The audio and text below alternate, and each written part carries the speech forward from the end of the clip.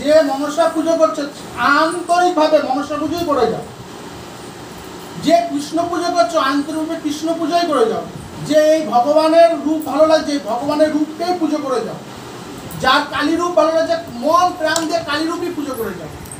একটা জিনিস যে জানবে একজনকেই পুজো করছে সবাই, যারা আল্লাহ ডাকছে মুসলমান যারা যারা আল্লাহ ডাকছে আন্তরিকভাবে ওই আল্লাহর নামই করে যাও। কিন্তু কখনোই এই মনে এনো না যে আমার আল্লাহ বড়, আমার কৃষ্ণ বড়, আমার কালী বড়, আমার এই ভগবান বড়। এগুলো যারা বলে তারা মূর্খ, তারা মূর্খ। মূর্খ মানে অজ্ঞানী, জ্ঞানী হয়নি। আর যদি কেউ এরকম শিক্ষা তো দেয় সেও মূর্খ গুরু বা মূর্খ ব্যক্তি।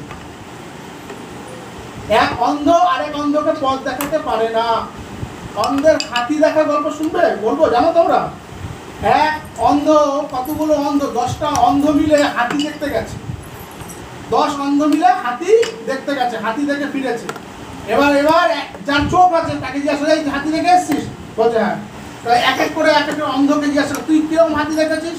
বলছে লম্বা সুরের মতো, বলছে লম্বা দড়ির মতো। কেন ওর সুরটাকে ধরেছে, অন্তত ওর সম্পূর্ণ হাতি দেখেনি, ওই সুরটাকে ভাবছেন হাতিটা বুঝলি ওই লম্বা দড়ির মতো। আরেক অন্ধকে জিজ্ঞাসা করে তুই হাতি কিরকম দেখেছিস?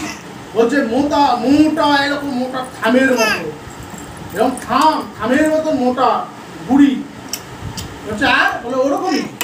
আরেকজনকে জিজ্ঞাসা করছি তুই কিরকম হাতি দেখেছিস? তুই হাতি বর্ণনা কর।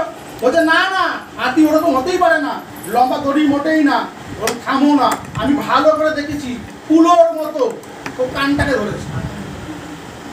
বুঝেছো? আমরাও তাই ভগবানকে নিয়ে আমরা মারামারি করছি। ভগবান কিরকম? বলছে আমরা ভগবান এরকমই। বলছো ভগবান ওরকমই। বুঝতে পেরেছো? ভগবানকে আমরা সীমাবদ্ধ করে রাখছি যে ভগবান শুধু বাঁশি বাজাচ্ছে, সে ওই রূপ দর্শন করেছে। কিন্তু ভগবান ওর ওপারে, ভগবানের বহু রূপ রয়েছে, বহু নাম রয়েছে। যিনি এই তথ্য জানেন তিনি জ্ঞানী। আর যিনি এই তথ্য শুধু ওই ধরো আমার কৃষ্ণই শুধু রূপ দেখেছি এর ব্যতীত আর কালী রূপ হতে পারে না, সে অজ্ঞানী রয়েছে।